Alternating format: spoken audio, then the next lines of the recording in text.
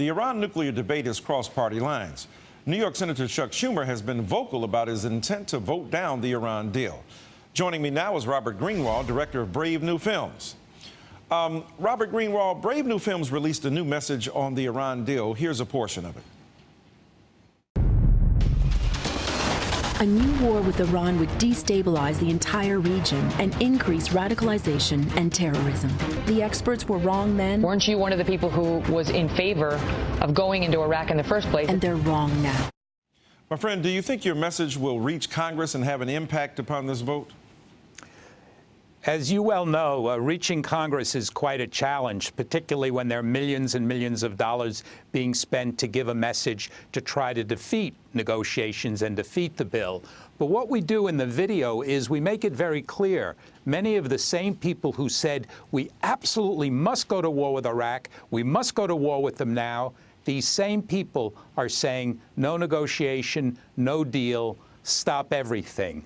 And I, for one, I mean, can you imagine if you had voted for the Iraq war and now you're saying, oh, yeah, we forget about that, but let's make sure we don't have a deal with Iran. I don't know how people can live with their conscience, frankly, with that kind of action.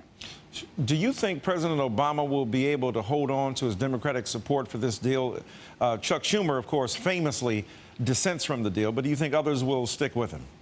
Yes, I do think they will. I think there are many members of Congress in the Senate and the House who are looking at the deal, who are paying attention to the reality, and who know that this is our best chance for peace.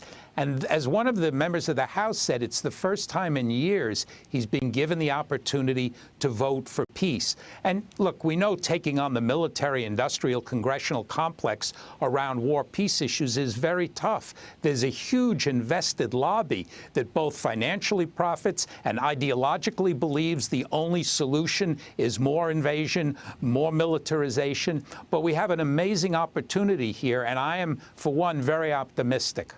Well, Senator Schumer also said the inspection regime in the first 10 years of the agreement is simply far too weak. What's your reaction to that? I wish that he had read the piece of paper that talks about the inspections. It's hard for me to fathom how he can say that when you look at the piece of paper, when you see the details, and this is the strongest, most intrusive, with the most guarantees of inspections that we can do when we think it is the right time. That's never happened before. So it really mystifies me how Senator Schumer came to that conclusion. You spoke earlier about the same people who were saying let's rush to war with Iran and with Iraq are the ones now who don't want to even have a conversation. What would a Bush presidency look like, and how would it impact this kind of deal? Well, it's a terrifying thought.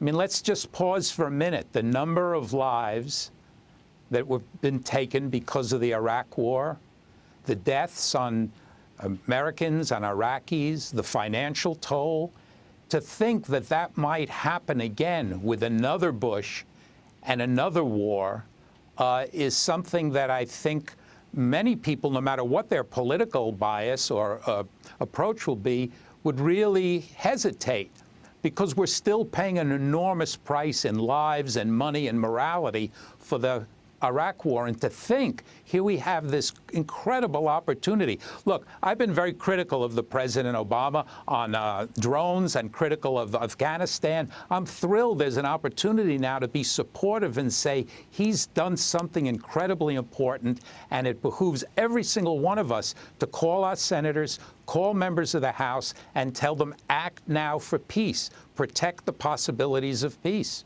All right, Robert Greenwald, thank you so much for joining us. My pleasure.